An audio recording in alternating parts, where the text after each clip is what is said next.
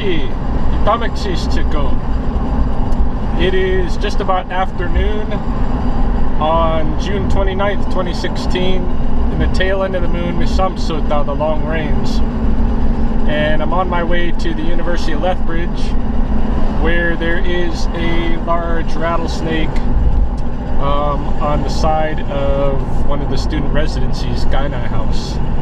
I suspect this is a snake that I went looking for yesterday. There was one seen in a grassy area, coulee area, right adjacent to the bus loop. And I went and checked out the area, found lots of ground squirrel burrows, and I found one large shed rattlesnake skin, indicating that there was a large snake, or there is a large snake residing right in there, using it as his or her summer hunting turf. So probably this is the same snake, because this, Kainai House is right next to it. So, and in either case, if I find it, if it's still there as I get there, then I'll bring it down further into the coulee. Not saying it won't make its way back up, but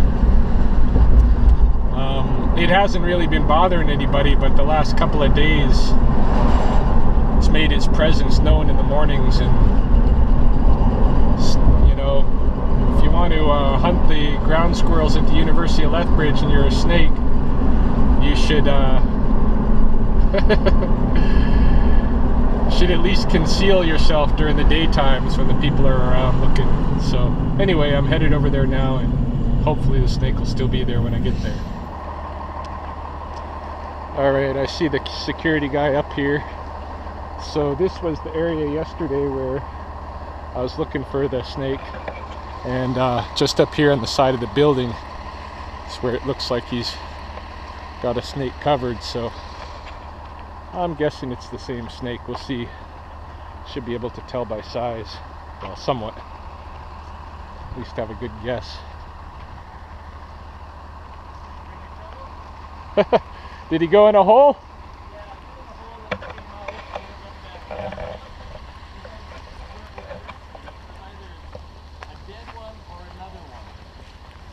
Huh. I'll just show you where it is. I think it got too hot against the side of the building and it decided to bugger off back around the hole. Yeah, it's the hot part of the day now that they don't want to be out. So, that hole right by the blue, okay, it goes straight down. I think it's over here, you can see it. But look at that, it came out and it was resting in there. That hasn't moved. I don't know if it's a skin or no, if that's a snake. Is it dead or alive? It's probably alive. Okay, because it came out and was resting with that for the longest time. So, when I went down the hole, I came to take a look. I said, holy shit, there's another one there. Yeah. So. Gutsy doing it in sandals. Oh, it's alright. You're, as long as you know strike range, your chance of getting bit by these guys is really minimal. But that one hasn't moved since I found it. Oh, the other one's coming up. I'm just going to give it a minute. Oh yeah, if you look back, it'll certainly go back over there. You saw it stick its head out? Yeah, its head's out. It's a nice big one too.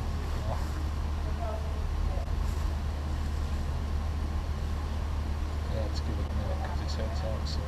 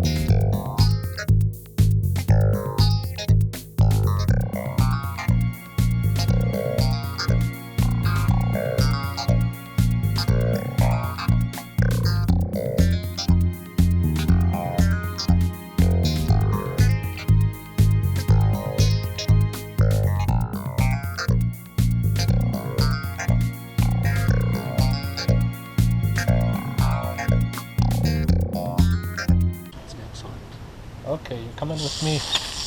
Ah, yeah. Whoa, whoa, whoa, whoa, whoa. Oh, that's a big one. Whoa. Is that a nice one? You hang out there. And how's the other one doing? That's a male. Oh. And the other one here, where he go? He's still alive here for sure. Okay. That's probably his female right here. Oh my goodness.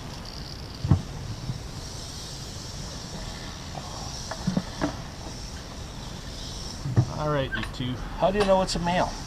By the color. Okay. Come check him out. Sure. I was a conservation officer for 40 years, but there's two different ways to tell. Like the way that most herpetologists tell, they use a little probe and they stick it up the cloaca. Of course, yes. But that's so intrusive. What a lot of them don't recognize is that if you really just look at them, the dark pattern versus the light pattern? Yeah, the darker one is the female. Okay. And the lighter one is the male. And then if you look at the tails as well, the male has a longer segment of tail after the cloaca. Oh. Because he's got his hemipenes pulled up in the tail. Of course. Okay. But in the females is a bit shorter. But judging by that is way less accurate than just judging by color. Yes. The darker, more greenish color are the females, and they're usually the bigger snakes. Oh, like I'm stepping down a bit in there. Can I get a quick picture? Absolutely. For my... Okay, so what it looks like to me is that we have here a male and a female who are kind of nesting up together. And I'll show you, you can see the difference between the male and female. The male is on the left-hand side here. He's got the lighter color, yellower scales. The female's the typical darker, greener, larger snake. Much fatter.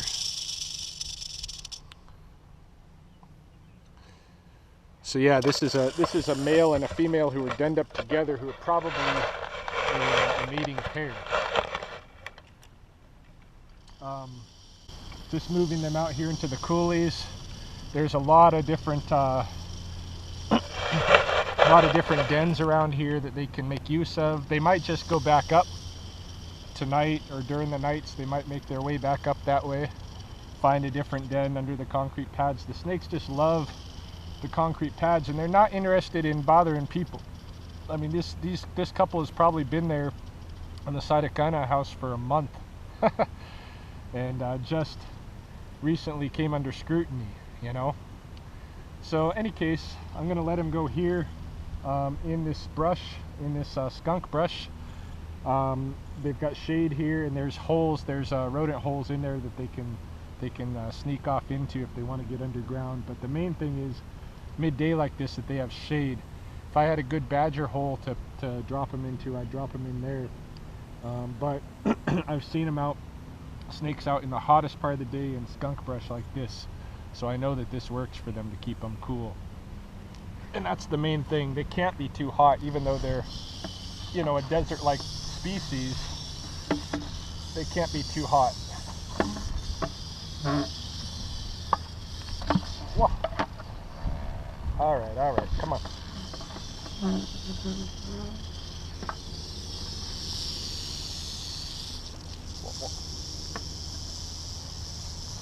Male's out. Baby's female. Hoo, hoo, hoo. That wasn't too smooth. Sorry, girl.